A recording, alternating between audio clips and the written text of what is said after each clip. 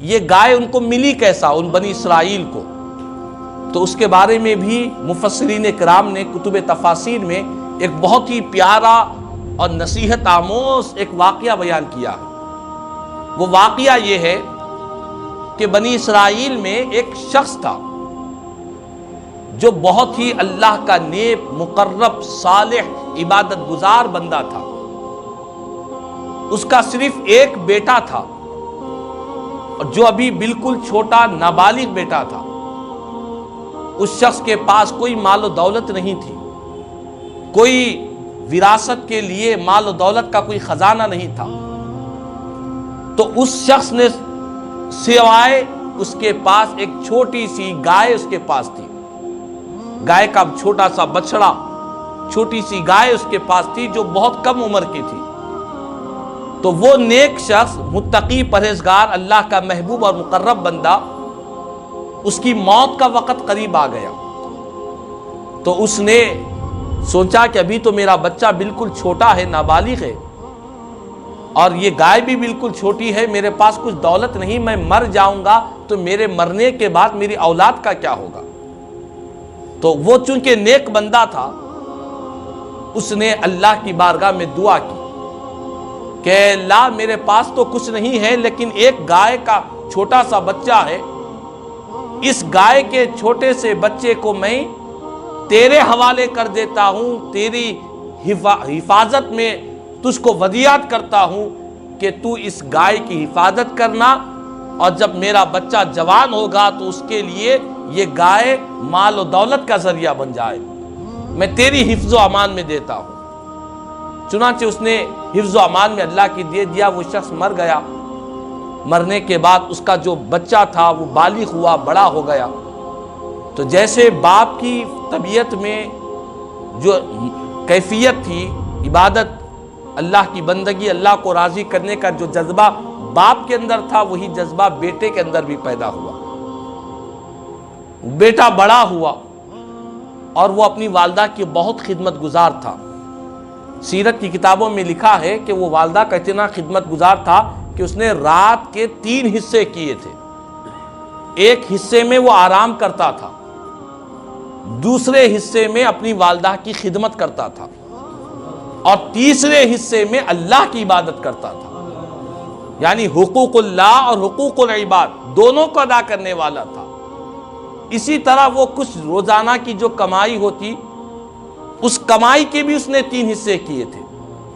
ایک حصہ اپنی ذات پر خرچ کرتا، ایک حصہ اپنی والدہ کی خدمت کے لیے خرچ کرتا، اور ایک کمائی کا حصہ اللہ کی راہ میں خیرات کر دیتا۔ تو اس نے کمائی کے بھی حصے کیے تھے، اپنے وقت کے بھی اس نے حصے کیے تھے۔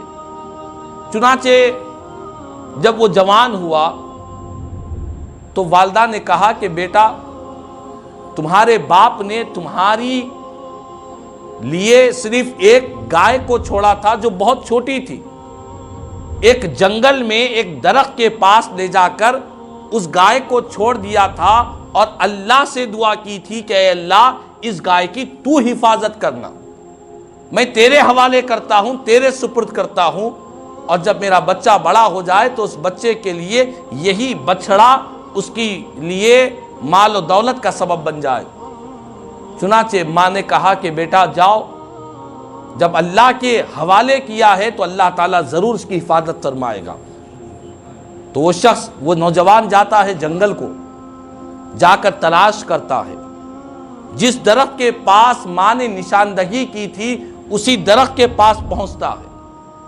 کیا دیکھتا ہے کہ اسی درخت کے پاس یہی گائے پیلے رنگ کی، نہایت ہی صاف، چمکدار، جس کے رنگ میں سورج کی چمک نظر آ رہی تھی، وہ گائے وہاں پر موجود ہے جو بڑی ہو چکی ہے اور جو بڑی خوبصورت نظر آ رہی ہے۔ چنانچہ وہ نوجوان اس گائے کو پکڑتا ہے، اپنی والدہ کے پاس لے کر آتا ہے، اور والدہ سے کہتا ہے کہ یہ گائے جو باپ نے میرے لیے چھوڑا تھا، اللہ کے حوالے کیا تھا، وہ آج الحمدللہ صحیح و سالم ہے۔ چنانچہ والدہ نے کہا کہ بیٹا جاؤ اس گائے کو فروخت کر دو بازار میں، اور چونکہ اس وقت بازار میں گائے کی جو قیمت تھی وہ 3 دینار تھی۔ ماں نے کہا کہ جو بازار میں جو قیمت چل رہی ہے اسی قیمت سے اسے فروخت کر دینا، اس سے کم میں اور زیادہ میں نہیں بیچنا۔ اگر زیادہ میں کوئی خرید رہا ہے یا کم میں خرید رہا ہے تو مجھ سے مشورہ کر لینا، میرے اجازت کے بغیر اسے نہیں بیچنا۔ وہ بیٹا جاتا ہے بازار کو، گائے کو لے جاتا ہے، تو گائے کو جب لے جاتا ہے تو ایک فرشتے کو اللہ تعالیٰ انسانی شکل و صورت میں بھیجتا ہے۔ وہ فرشتہ آ کر کہتا ہے کہ یہ گائے کو تم بیچو گے؟ نوجوان کہتا ہے کہ ہاں بیچوں گا۔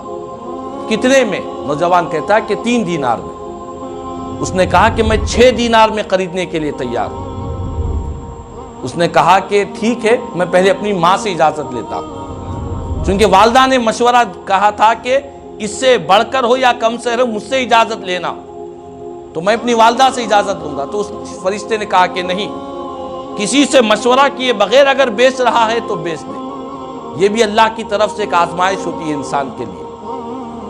بغیر مشورے کے اگر بیچتا ہے تو شرط ہے کہ میں 6 دینار میں خرید لوں گا۔ اس نوجوان نے کہا کہ میں نہیں بیچوں گا۔ وہ واپس پلٹ جاتا ہے، ماں سے جا کر واقعہ سناتا ہے، تو ماں کہتی ہے کہ بیٹا ٹھیک ہے، اب کی بار اگر وہ شخص آئے تو 6 دینار میں بیچ دینا۔ تو پھر ماں یہ شرط لگاتی ہے کہ اس کے علاوہ اگر کوئی قیمت ہو رہی ہے تو پھر مجھ سے مشورہ کرنا۔ تو نوجوان پھر بازار میں جاتا ہے، وہی فرشتہ انسانی شکل و صورت میں آتا ہے، کہتا ہے کہ کتنے میں بیچو گے؟ نوجوان کہتا ہے کہ جو تم نے کہا تھا کہ 6 دینار، فرمایا کہ وہ تو کل کے دن کی بات تھی، آج میں اسے 12 دینار میں خریدنے کے لیے تیار ہوں، مگر شرط یہی ہے کہ کسی سے مشورہ نہیں کرنا۔ تو وہ کہتا ہے کہ ایسا تو نہیں ہو سکتا۔ وہ نوجوان کہتا ہے کہ میں اپنی ماں سے اجازت کے بغیر میں اسے اس سے بڑھ کر قیمت میں نہیں بیچوں گا۔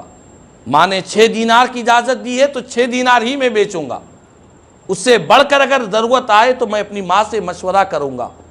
تو بہرحال وہ فرشتہ کہتا ہے کہ بغیر اجازت کے اگر تم بیچ رہے ہو تو لینے کے لیے تیار ہو۔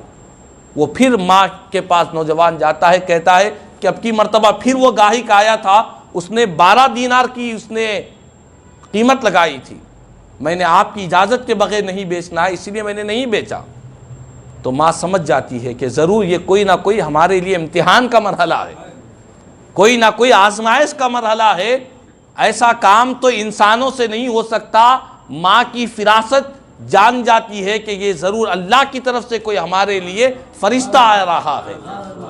چنانچہ ماں کہتی ہے کہ ٹھیک ہے، اب کی بار اگر وہ خریدنے کے لیے آئے تو اس سے کہہ دینا کیا یہ ہمیں بیچنا بھی چاہیے یا نہیں بیچنا چاہیے، آپ کہہ دیجئے۔ چنانچہ دوبارہ نوجوان بازار کو جاتا ہے اور بیچنے کے لیے جب آگے بڑھتا ہے تو وہی فرشتہ انسانی شکل میں آتا ہے۔ تو وہ بیٹا کہتا ہے میری ماں پوچھ رہی ہے کہ آخر اسے بیچا بھی جائے یا نہ بیچا جائے، یہ رکاوٹ کیوں ہو رہی ہے؟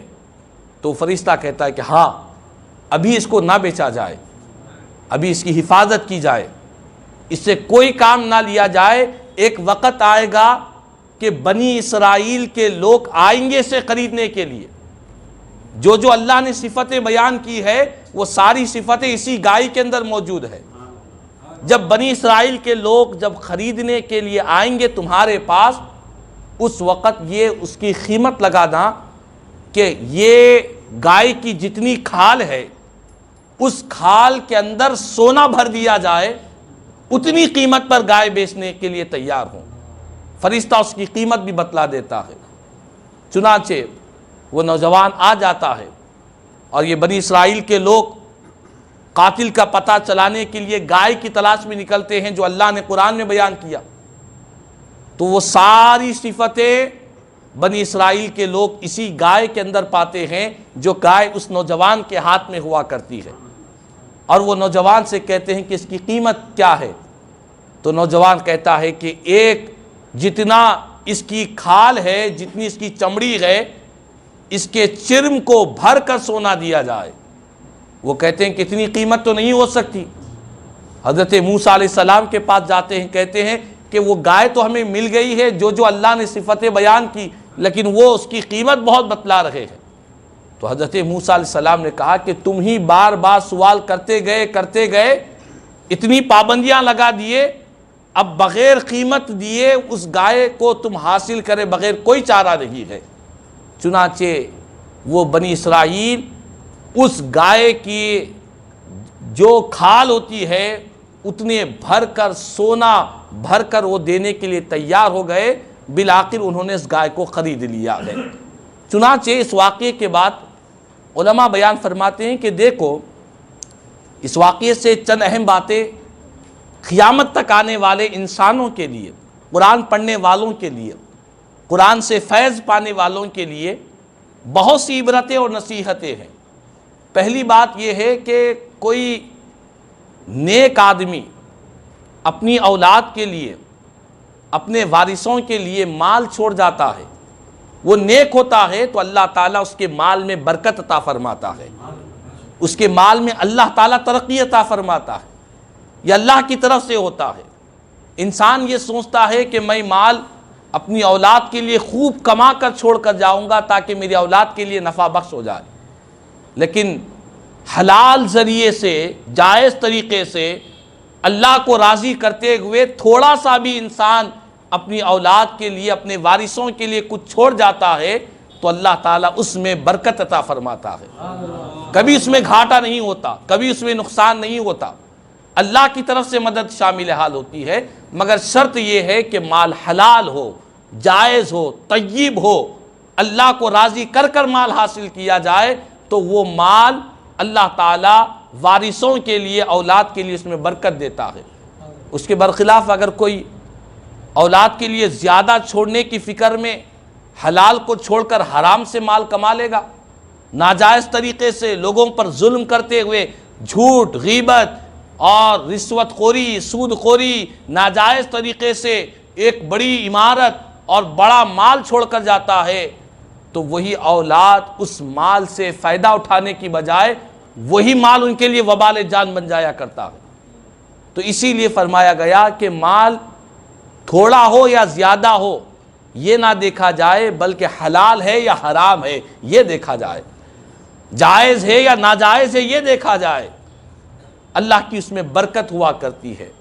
اور دوسری بات یہ ہے کہ وہ جو شخص جس کی یہ گائے تھی اس نے اس گائے کو اللہ کے سپرد کر دیا تھا، بندوں کے سپرد نہیں کیا تھا، مخلوق کے سپرد نہیں کیا تھا، اللہ کے حوالے کر دیا ہے۔ اور جو چیز انسان اللہ کے حوالے کر دیتا ہے اللہ اس کی حفاظت فرمایا کرتا ہے، اللہ کی وہ چیز حفظ و امان میں آ جایا کرتی ہے۔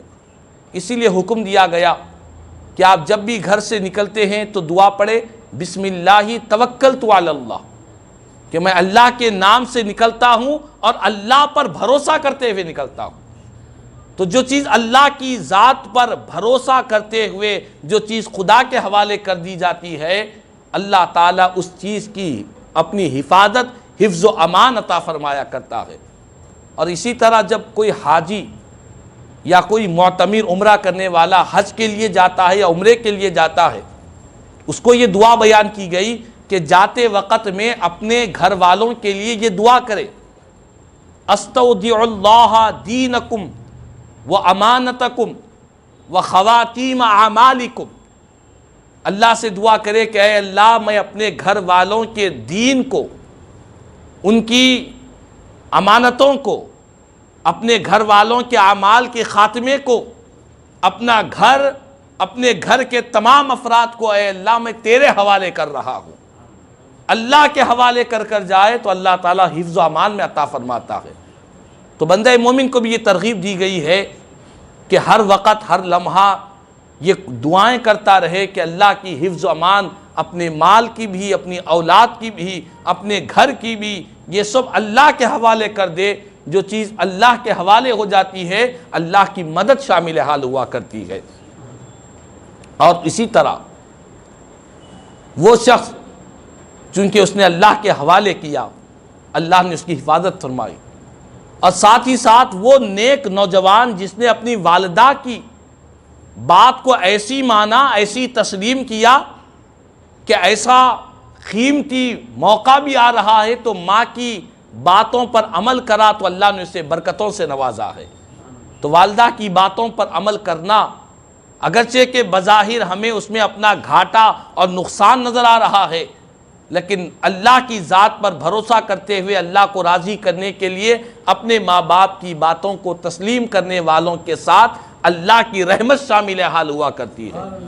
اگر وہ اسی وقت فرشتے کو 6 دینار میں بیچ دیتا تو 6 ہی دینار آتے، لیکن اس نے کہا کہ والدہ نے کہا ہے، تو بڑوں کی باتوں میں اللہ تعالیٰ ایسے اثر پیدا کر دیتا ہے کہ غیب سے اولاد کے لیے مدد کے دروازے کھول دیا کرتا ہے۔ اللہ کی غیبی طاقت مل جاتی ہے، غیبی قوت مل جاتی ہے۔ تو جسے اللہ کی غیبی طاقت و قوت مل جائے، پھر وہ دنیا کے فائدہ اس کے سامنے حقیر اور ذلیل ہو جایا کرتا ہے۔ چنانچہ اس نوجوان نے اپنی والدہ کی بات کا مانا، اس پر عمل کیا، تو بالآخر اسے اللہ نے ایسی شان سے نوازا، ایسے مقام سے نوازا کہ وہی گائے سونا بھر کر، اس کی جو کھال تھی سونا بھر کر بنی اسرائیل نے اس نوجوان کو دیا، اور وہ نوجوان مالا مال ہو گیا۔